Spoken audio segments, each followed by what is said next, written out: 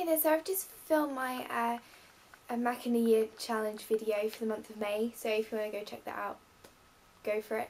And I thought I would take the time to do my May favourites video.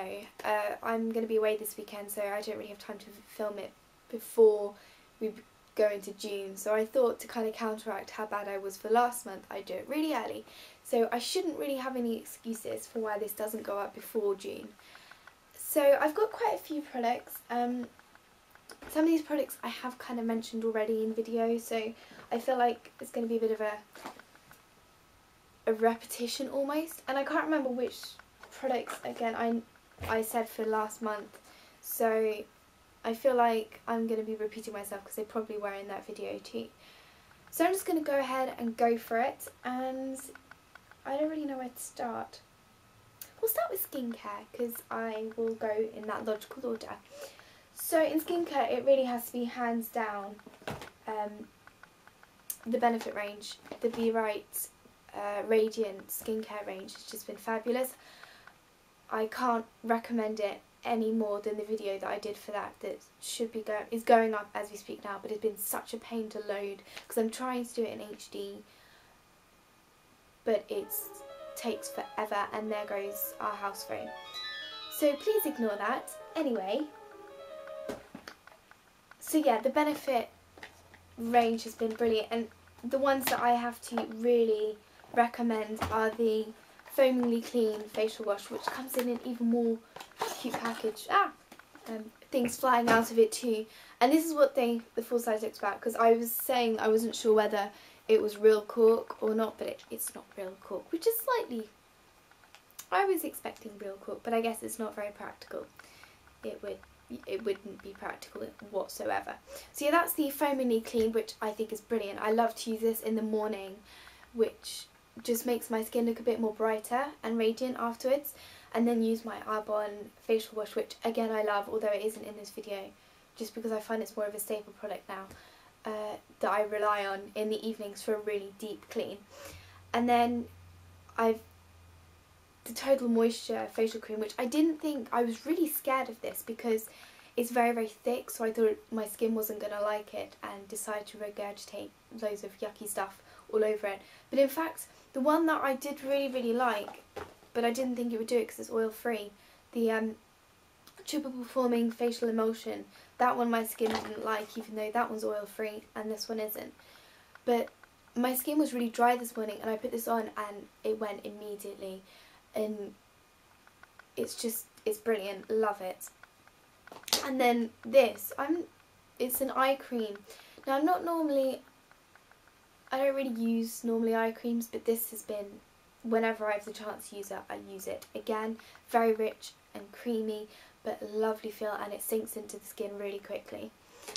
So yeah, that's... Oh, one more skincare item. The Garnier Skin Naturals Fresh Essentials Grape Water. I don't know why it's grape water. It's not water at all. It's complete cleansing milk. This has been brilliant to get rid of eye makeup. I mean, I was using the Boots Botanical the watery oil thing that gets rid of my eye makeup too, but for some reason I went to this. I got it out, and it's something that I do really love. It's for normal and combination skin, so it's perfect for me personally, but I just really enjoyed using that. I've pretty much run out of it, but I have another bottle stored from which I bought ages ago and then never got around to using it because I bought the Boots Botanical thing. So that was skincare. On to the face.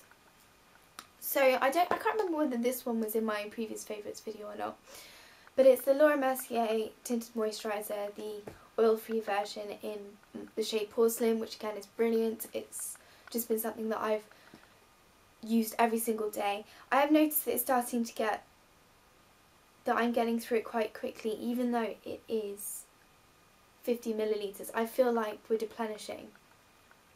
I don't know. I don't use that much of it though, so I don't know. It just feels much lighter than it did start off with. That's pretty much base. On to eyes. So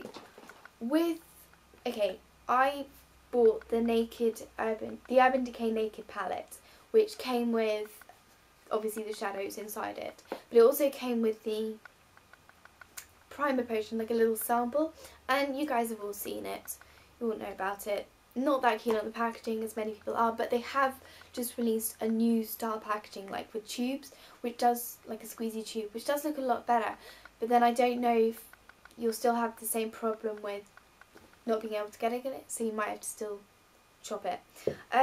Really like this, although I feel like the wand itself doesn't really get out that much, although you don't really need that much on the eyes. I don't know, I mean it works, but I don't know if it might be worth me trying the Too Faced Shadow Insurance and see what that's like and then compare the two. I'm interested in to know that you can get these in different colours, so that also plays a little factor into it. But yeah, onto this. Have absolutely loved this. It was a real pain to get because when I first wanted to get it, it was completely sold out. And then I just gave up on trying to find it. But I went onto House of Fraser for some reason, and it was on there, so I instantly took up the opportunity. And then like a week later, it was on sale and was cheaper. But yeah, anyway, they've currently got a sale on it now. So if you want the Naked, it is up there as we speak now, which the day is the 26th of May. So it's still up there, just so you know, at this point in time. So these, you guys have all seen, this is what it looks like. And the colours that I've been really, really loving are Toasted, which is this, it's like a, I think it looks like a purple, like, but it's like a purpley brown, I don't really know, I can't describe it, but there we go. That's Toasted. I love Sidecar. I'm actually wearing it all over my lids right now. It comes out quite grey on swatches, but on the eye, for me these colours they have like an orange undertone to them on me. I don't know if that's just in comparison to my complexion. I'm not that fussed by it, but I don't know whether it'll be a problem for others. And then obviously Sin is a stunning colour. I feel like these colours look amazing on my sister. I did a look for her because she had, she broke up from school, she had a muck up day and she wanted eyeshadow, like a natural kind of look, and I was mucking around and went a little bit crazy. And Sin looks stunning on her. I was kind of envious because it didn't look that great on me. Well, not envious, but it didn't look as good as it did on me as it did on her. And then finally, I really do love Virgin.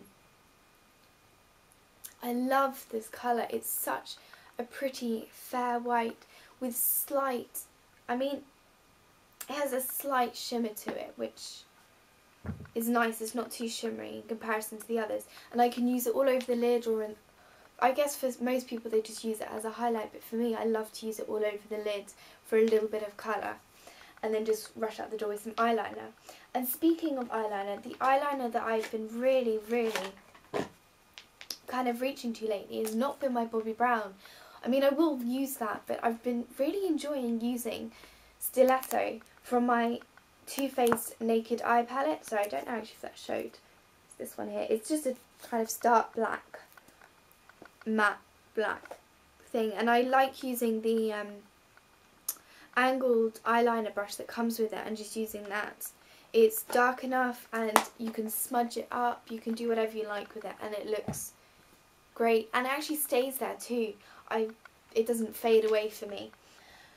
Another eyeshadow that I've just been loving to use underneath all of these is not actually a shadow.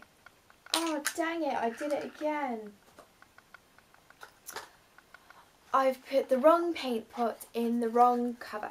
Basically the one that I really like is Bare Study. I have put it away and I can't be bothered to get up and get at it. So yeah, Bare Study, loving that. To just put underneath, and then, so I put the primer on, then Bare Study, and then another colour on it. Maybe just a line of colour, that works really well too.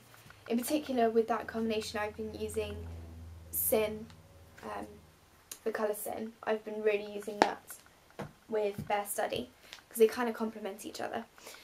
So then, one more product. I feel like I've got a lot this month. Anyway, this is a recent purchase and I apologise for it looking so dirty. And it is the Nars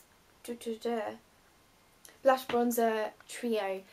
This is my first ever Nars product, and the reason I got it was because these are kind of products that I've been oohing and ahhing about whether to buy them because Nars is so expensive.